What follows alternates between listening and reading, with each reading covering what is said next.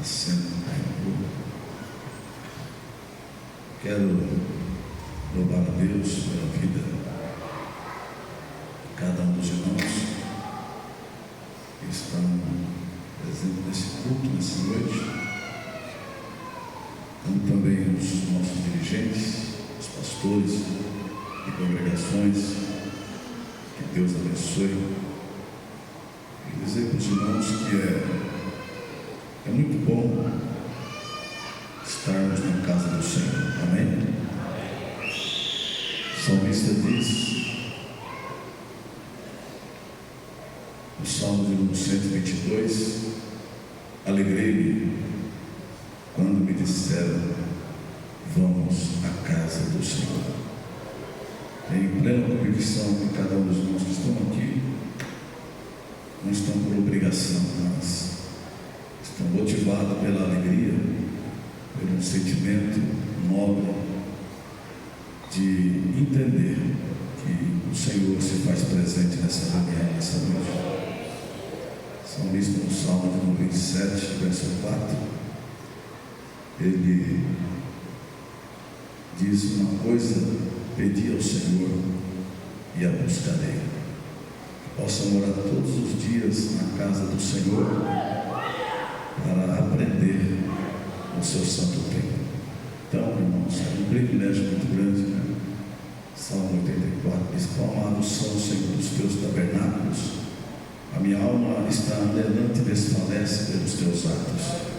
O verso 3 ele diz: até os pardais, até os mais indesejáveis, até os improváveis encontrou casa, e a andorinha encontrou ninho para si e para toda a sua família dentro da casa do Senhor. Então, irmãos, é um privilégio.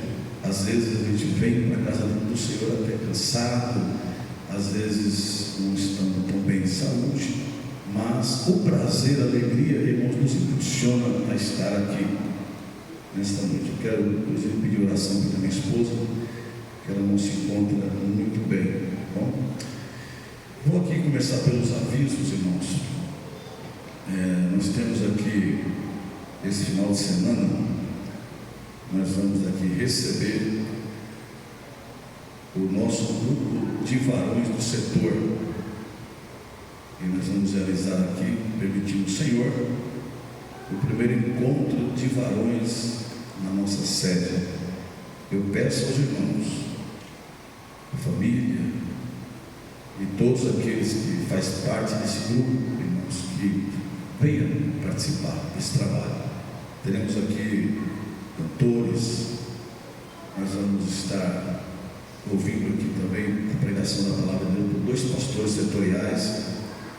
Esses irmãos são muito usados por Deus, então eu tenho certeza que vai ser uma bênção. Pastor Enoque, cadê o pastor Enoque? Desceu. O pastor Enoque tem orado, tem trabalhado, e o grupo, irmãos, já está aí. Inclusive tivemos uma cooperação muito boa em Guarnazes também. Quero aqui tem um aviso da nossa irmã Valquíria,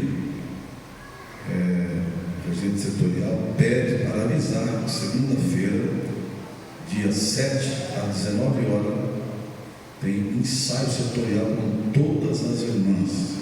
Também há um aviso aqui para que os que não pegaram a gravata ainda, irmãos, desça aqui na parte, aqui no estacionamento da igreja, e adquira ali a sua gravata, tá bom?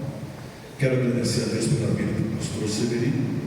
O Severino não tive perto, ele fez uma viagem pequena ali para Israel, ele e a esposa, e Deus os levou e os trouxe em paz. Vocês não estão felizes em recebê-lo novamente? Amém? Amém. Deus abençoe o servo do Senhor. Bom, está presente aqui nessa noite John Vixamar. John Vixamar está presente? Vem aqui, meu filho, por favor. Ele está sendo apresentado aqui, irmãos, mas vai ser recebido por aclamação, para congregar na nossa congregação do Jardim Bela Vista. Bela Vista. pastor Roberto está aí? Dirigente? Vem aqui, meu filho. Suba aqui, filho, suba aqui.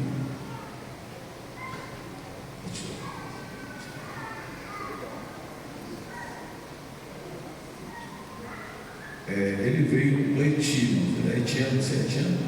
Você é haitiano? Isso, ele veio do Haiti, logo ali também, viu? Vai congregar na nossa congregação da Bela Vista. Está aqui, se os irmãos querem receber para congregar aqui no nosso setor, diga amém, irmãos. Amém. Você está se abraçado. Cuide dele da vida. Tá. Você veio sozinho, veio com a família?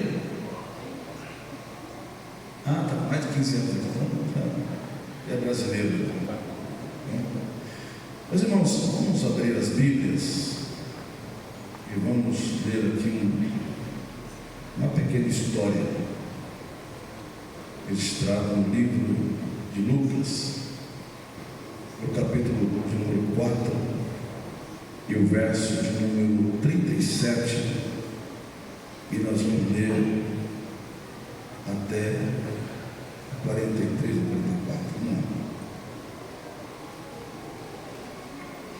Quarta-feira nós estivemos aqui, tivemos ali na nossa sede no Belém. Eu quero agradecer, nós estávamos num grupo muito bom. Eu pude ver muitos irmãos aqui do setor. Foi uma convocação do nosso pastor setorial e ali nós estivemos e ouvimos ali uma poderosa palavra, aparentemente até simples, né? Porém, irmãos, após o culto, tivemos ali uma oração poderosa do pastor que pregou, e eu tenho certeza que Deus curou muitas pessoas ali naquela noite. Pastor Lee, e substituiu o pastor David Hong-Chu, ali da Coreia, e tinha muito coreano lá, né? Cadê a Nomília? Está aí? A Nomília não veio, não, mas a Nomília queria ir embora para a Coreia. E a sua fama divulgava-se por todos os lugares em redor daquela comarca ou divisão judiciária. Ora, levantando-se Jesus da sinagoga, entrou em casa de Simão, e a sogra de Simão estava enferma, estava com muita febre. Rogaram-lhe por ela, e inclinando-se para ela, repreendeu a febre, e esta a deixou, e ela levantou-se, logo serviu-os. E ao pôr do sol, todos os que estavam enfermos de várias doenças los traziam, e pondo as mãos sobre cada um deles, os curava. E também de muitos saíam demônios, clamando e dizendo: Tu és o Cristo, o Filho de Deus. E ele, repreendendo-os, não os deixava falar, pois sabiam que ele era o Cristo. E sendo já dia, saiu e foi para um lugar deserto, e a multidão o procurava, e chegou muito junto dele e o detinham, para que não se ausentasse deles. Ele, porém, lhes disse: também é necessário que eu anuncie a outras cidades o evangelho do reino de Deus, porque para isso fui enviado. E pregava nas sinagogas na Galileia. Meus irmãos, essa tarde, durante o dia, pensando nesse culto de ensino, irmãos, a gente está aí mais de 30 anos dirigindo igrejas, e até antes a gente de vez em quando dava um testemunho, mas eu confesso aos irmãos que todas as vezes que eu vou pregar, parece que eu estou pregando pela primeira vez. Eu digo isso porque é uma preocupação muito grande, irmãos, principalmente na questão de não falar o que eu quero apenas falar, o que eu sinto de falar, mas o que a igreja precisa ouvir.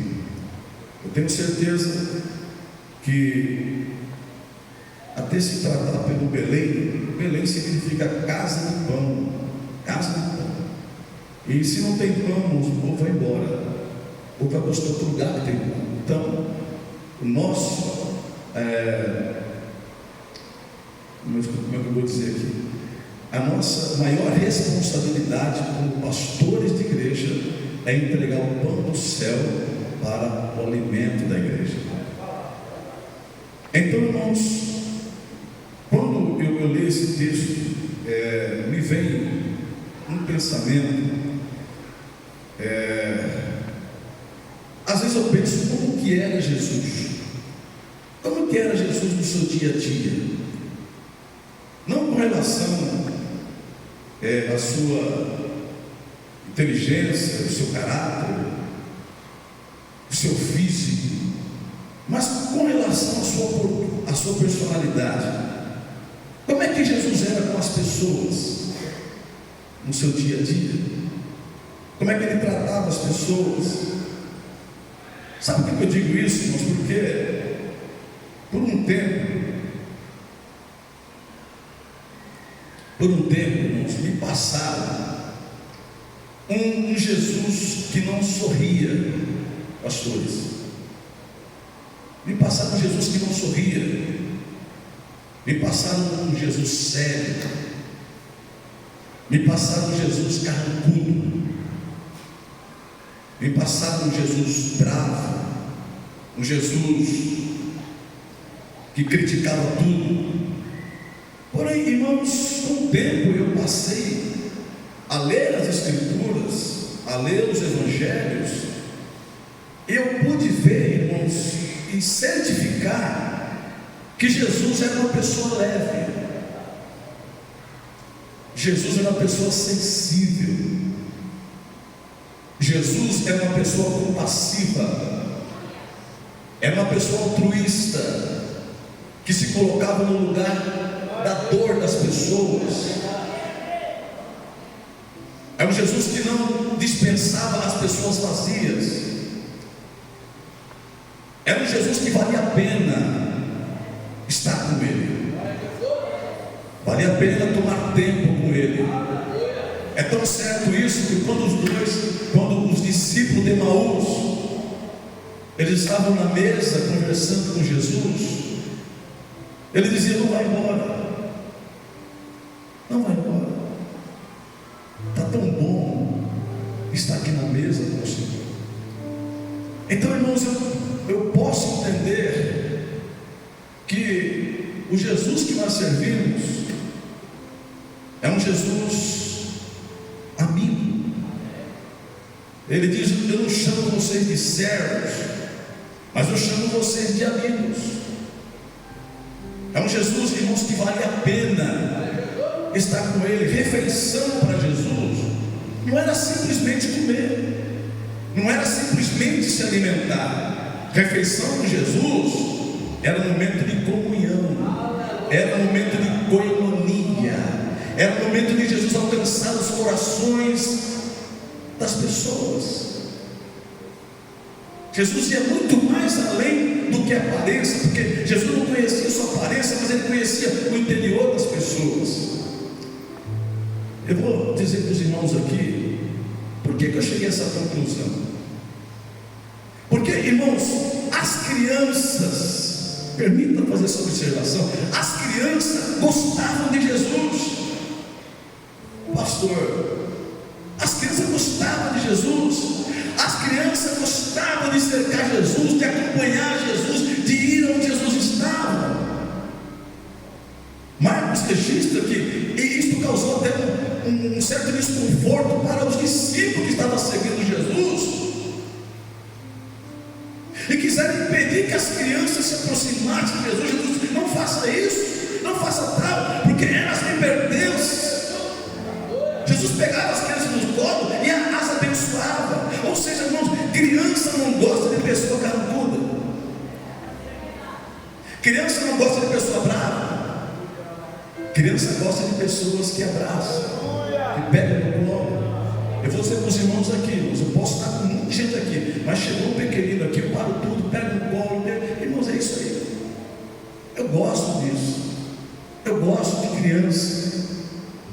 E Jesus era uma pessoa, né? Porque as crianças gostavam de Jesus. Então, irmãos, desmistificou tudo isso para mim, porque Jesus gostava de criança, e criança gosta de pessoas alegres. Jesus era uma pessoa sensível. Aleluia.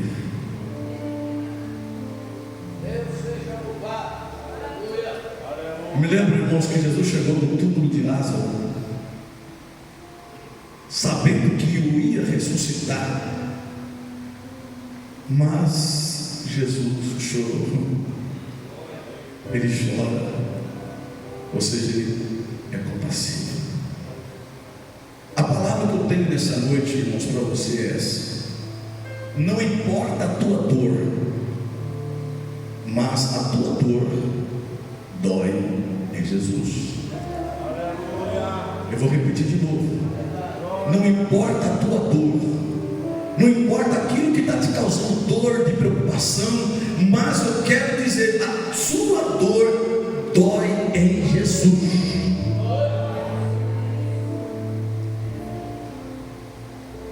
Quantos podem dizer amém nessa noite? Meus irmãos, quando eu li esse texto, e a Bíblia vai registrar que Jesus, ele vem de uma sequência de caminhada, de realizações.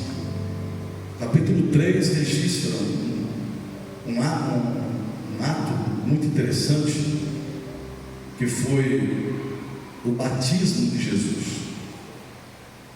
Foi quando João, ele nem quis realizar esse batismo, porque ele disse que não era digno de carregar nem mesmo as alparcas, o chinelo de Jesus. Mas enfim, os irmãos conhecem a história.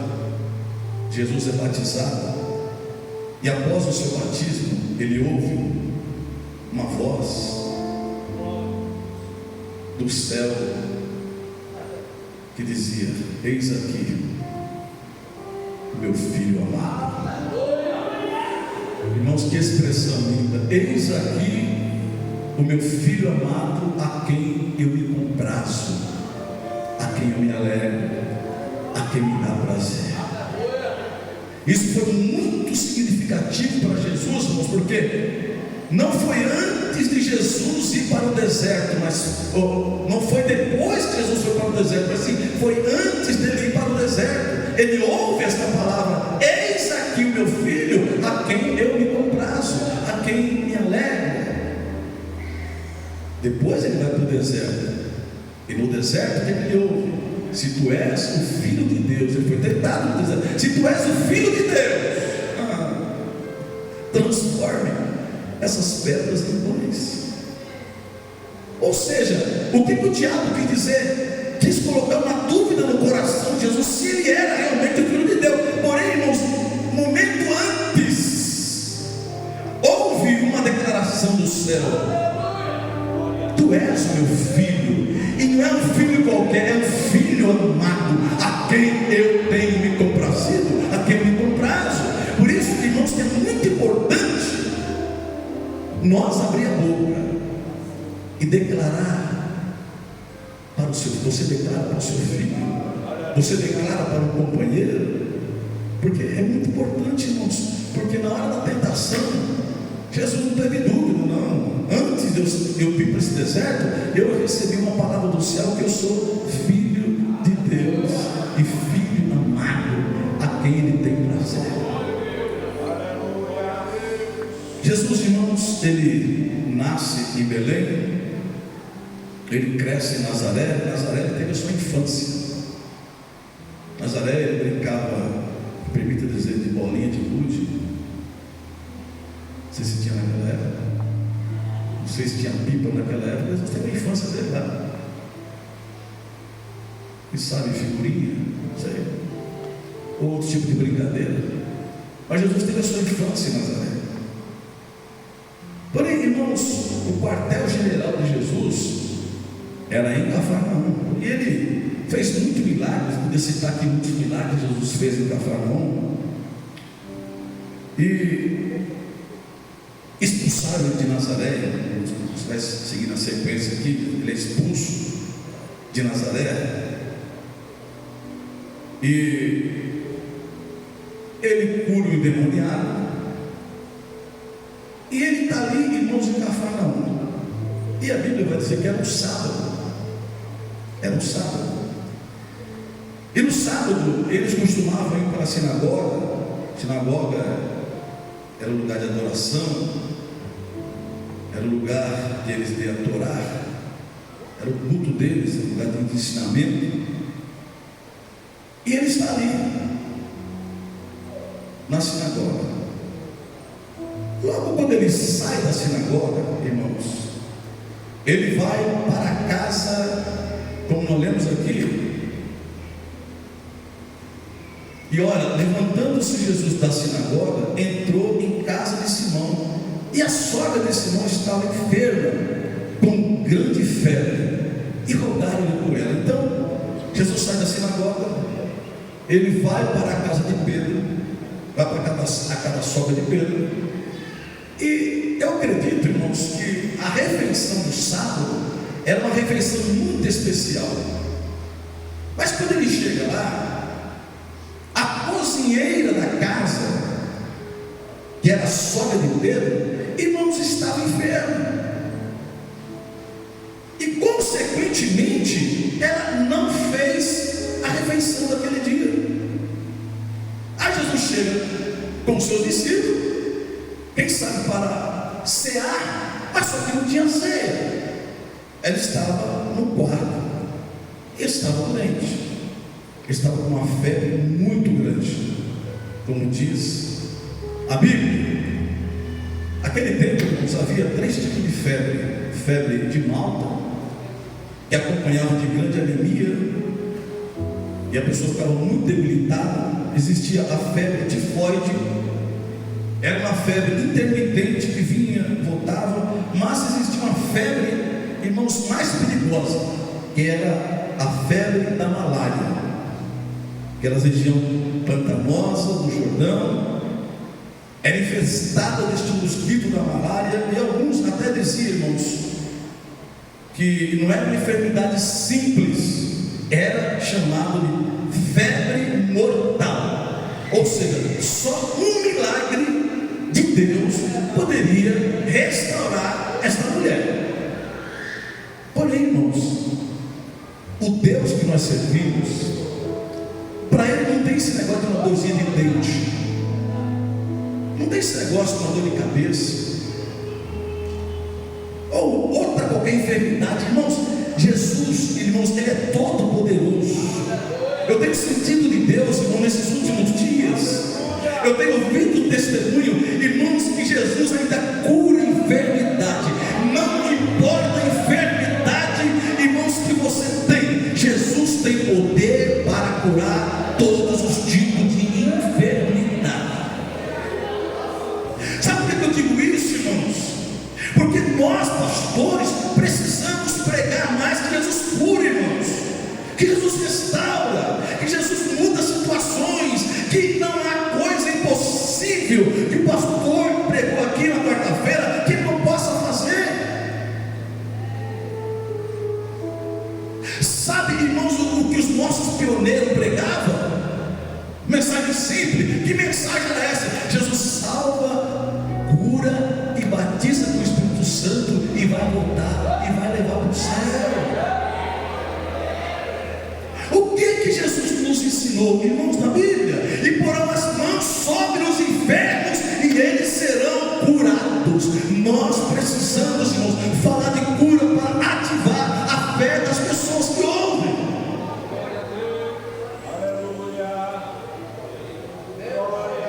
Essa mulher, segundo os estudiosos, estava com essa febre da malária, uma febre mortal. Todas as pessoas que tinham essa febre ficavam esperando a morte, mas Jesus não chega atrasado.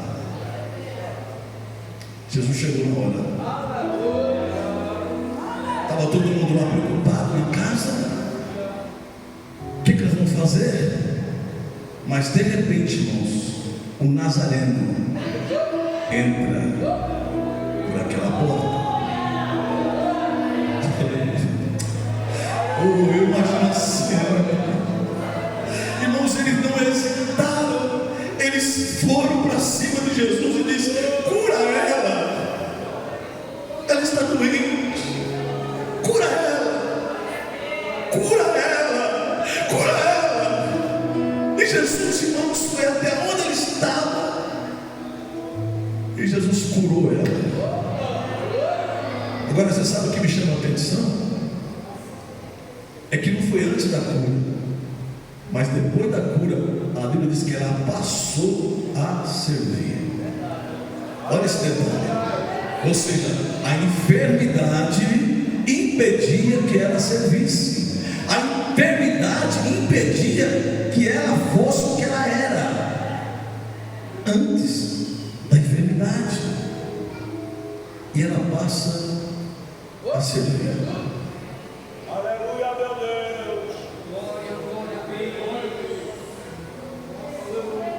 O que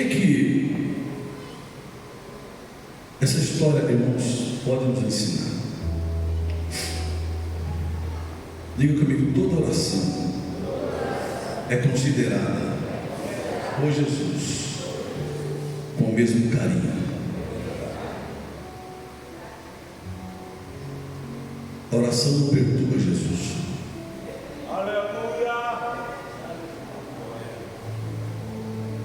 A oração não incomoda Jesus. Você lembra? Quando chegaram para Jairo dizendo: Jairo, não incomoda o mestre, porque a sua filha morreu, não tem mais jeito. Só que Jesus estava presente. Jesus disse: se creres, se você acreditar, você vai ver a sua filha curada. Você vai ver a glória de Deus. Jesus estava presente. Ou seja, o que incomoda o mestre é a falta de oração. O que incomoda o mestre é a nossa acomodação. É você não orar, é você não buscar a Deus. Jesus: buscar-me-eis e me acharei quando me buscarem de todo o coração. Irmãos, quem busca acha. Só que nós falamos muito de oração, nós lemos muito sobre oração, mas oramos pouco. É verdade. Sim ou não, pastor Moisés? Nós oramos pouco. Fala-se muito de oração. Você vai numa CPAD e não tem centenas de livros falando de oração, ensinando oração. Mas, irmãos, o que Jesus mais quer é que você não aprenda apenas sobre oração, mas é que você ore, é que você busque, é que você coloque o rosto no pó, porque o rosto no pó ainda tem esperança, meu irmão. Irmãos, não há nada impossível que Deus não possa fazer. E outra coisa, irmãos, você não precisa treinar um bonito português. Você não precisa, irmãos, ter palavras rebuscadas de tanta coisa bonita. Porque tem pessoas, irmão, que quando vai orar, às vezes, ele muda a voz. Senhor, meu Deus, a voz dele não é essa. Mas quando ele vai orar, ele muda a voz. Irmão, Jesus não está preocupado com isso. Ele vai no teu coração. Ele vai lá dentro. Ele vai ver intenção. Ele vai ver motivação. Por que eu digo isso, irmãos? Porque às vezes não tem palavra. Às vezes não tem palavra, vai ter gemido. Porque às vezes não temos como falar, irmãos. O coração está tão apertado e você você vai clamando assim. E essa oração vai para o céu. Você não precisa orar bonito para os outros verem, não. Você precisa abrir o coração. Conversa, oração, irmãos, não é monólogo. Oração é diálogo. Você fala, ele escuta, responde. Você fala, Ele escuta e responde. Eu estava orando aqui hoje. O Espírito Santo me trouxe um filme. Acho que eu até já falei para os irmãos aqui. Me trouxe um filme. Meu filho Alisson vai ser pai. O Sr. Jeremias até me ajudou na construção de um quartinho puxadinho para o Jeremias. Ele fez a laje, a parte elétrica, esse ângulo, ajudou, tal. Tem mais que vocês vão me ajudar lá. Estava olhando aqui, estava pensando, meu filho vai ser pai por esses dias. Mas, irmãos, o filme que me veio lá na Santa Casa, meu filho entubado, 12 anos de idade, entubado, com 30 quilos a mais. Os médicos dizem, não tem jeito, vai morrer. Irmãos, imagine como pai. Mas eu cheguei um dia, minha casa estava no luto. Eu estava só esperando a notícia. Eu peguei uma garrafinha de água, 600 ml, e subi.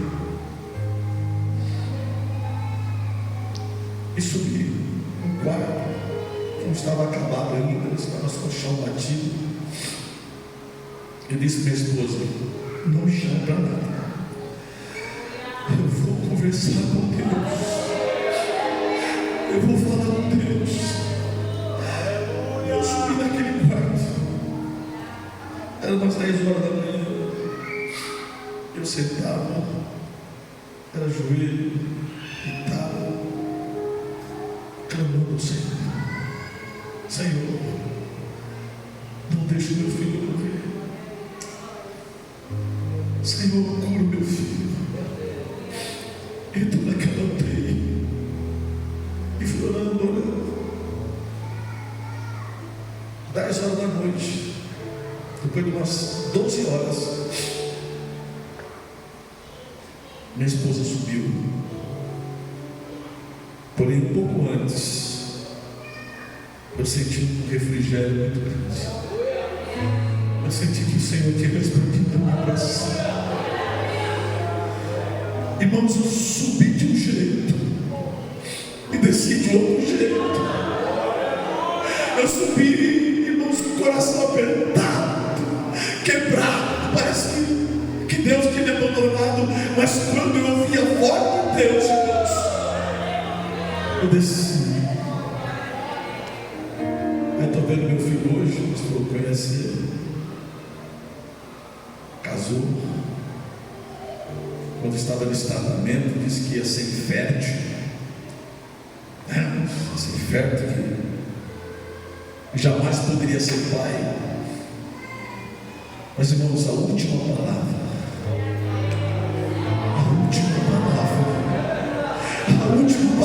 do Senhor.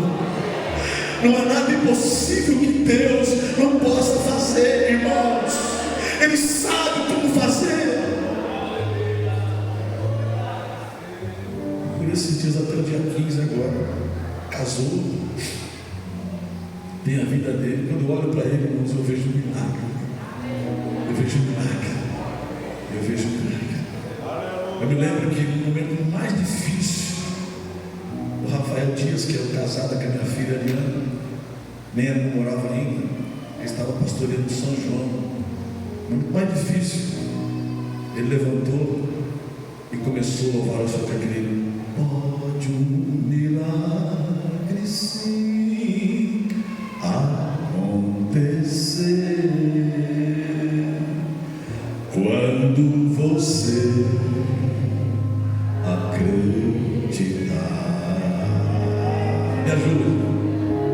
A esperança enfim ninguém amar.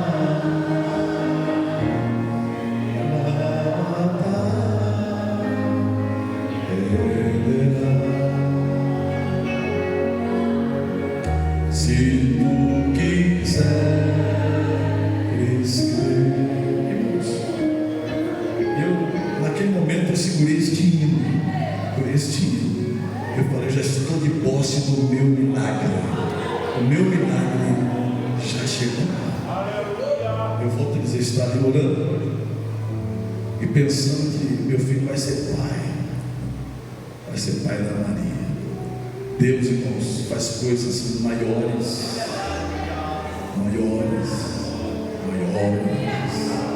daquilo que nós podemos imaginar. Deus faz coisas maiores, bem maior, bem maior.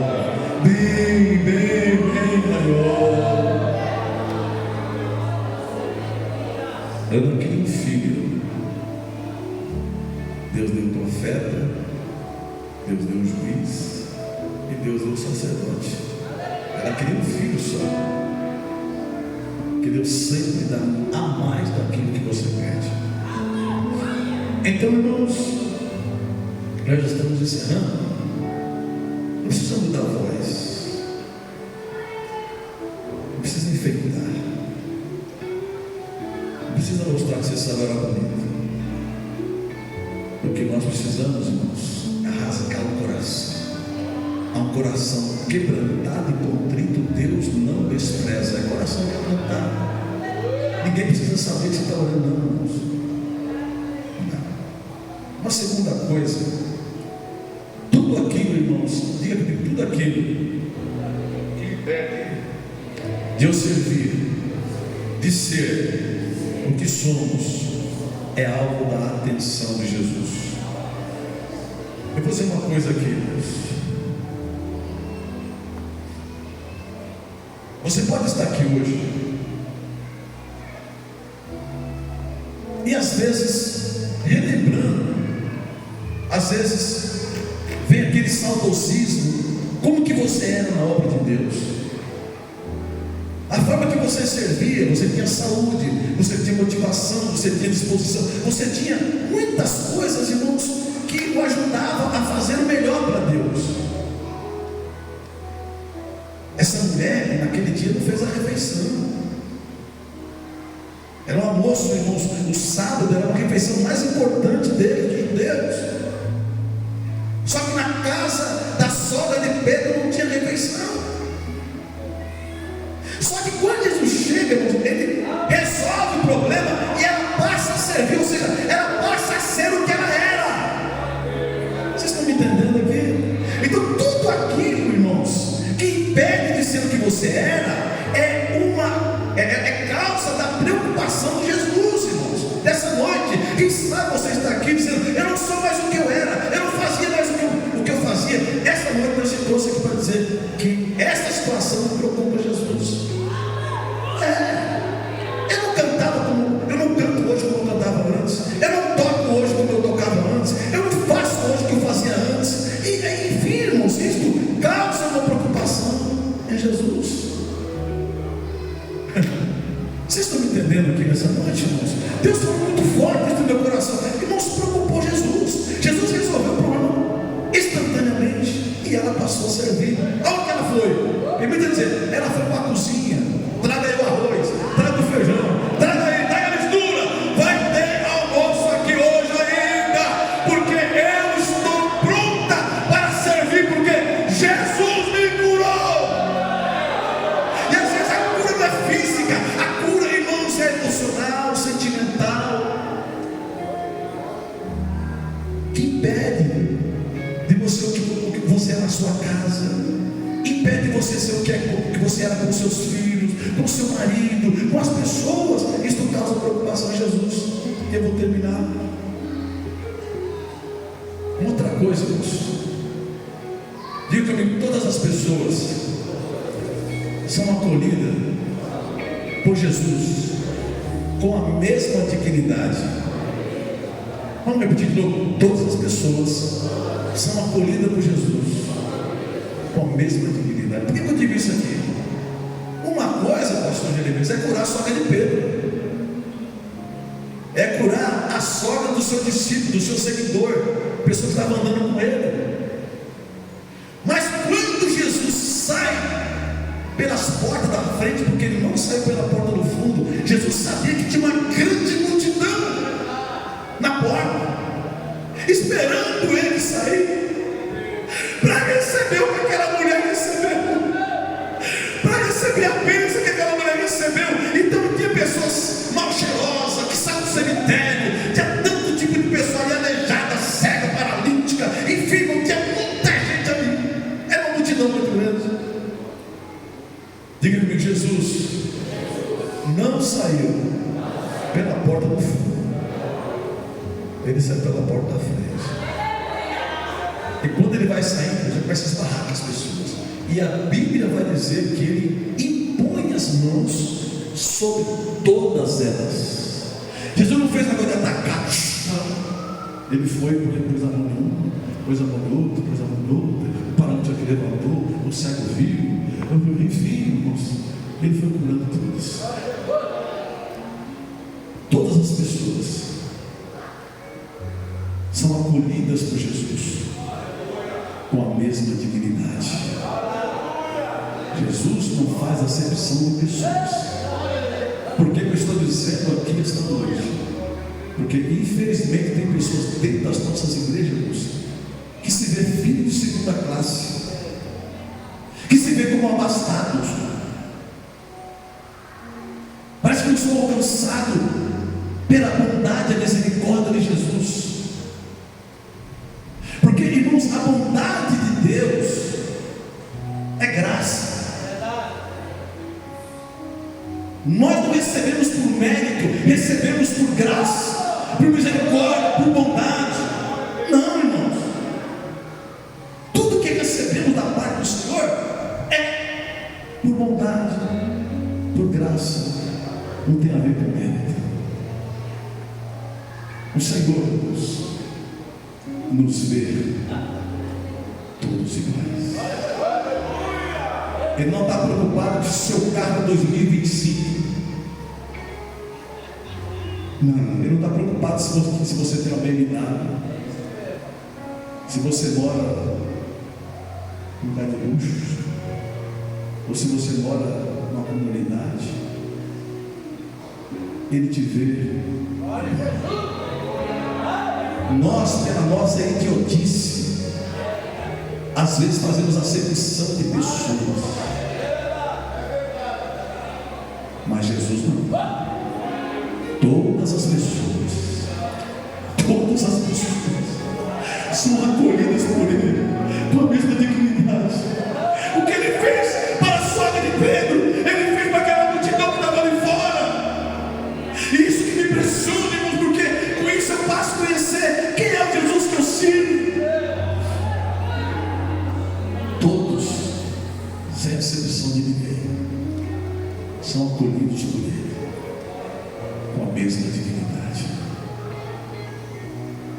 Jesus é o teu amigo. Jesus é o teu amigo. Já não nos chama de servos, mas eu chamo você de amigo. Eu disse: Jesus é o teu amigo. Quem sabe você está aqui nessa noite? Eu não tenho amigo.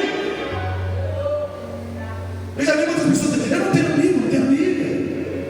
Mas você tem Jesus. O próprio Deus o chamava, sabe quem, irmãos? Abraão, de meu amigo para sempre. Sabe o que é isso? É relacionamento, irmãos. O que Jesus, o que Deus quer, irmãos, é ter relacionamento com o teu povo. Ele quer se relacionar conosco. Que Deus nos abençoe. Interessante, irmãos, quando eles quiseram segurar Jesus, eles quiseram não deixar que Jesus fosse, porque estava muito bom. Ele não queria que Jesus saísse daquele ambiente, não queria. Jesus disse: não, eu preciso ir, porque não é só vocês que precisam de mim, tem outras pessoas em outros lugares que precisam receber o que vocês receberam aqui. Jesus está abençoando aqui, não está abençoando lá. Jesus está abençoando, está abençoando. Jesus abençoa em todo lugar. Que o Senhor te abençoe.